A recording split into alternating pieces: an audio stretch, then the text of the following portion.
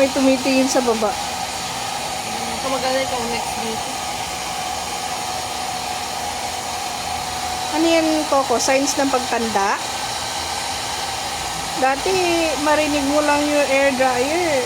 Hair dryer. Ayaw niya. Nagwawala ka na ngayon. Aba, nahiga pa. Sabi ko naman. Hindi na masyado mainit. Oh, may supply pa ito. Hindi ka nagsastruggle. You love it. You want it. You want it. O, sa kabila naman, Ben. Ikot ka. Ikot ka, Ben.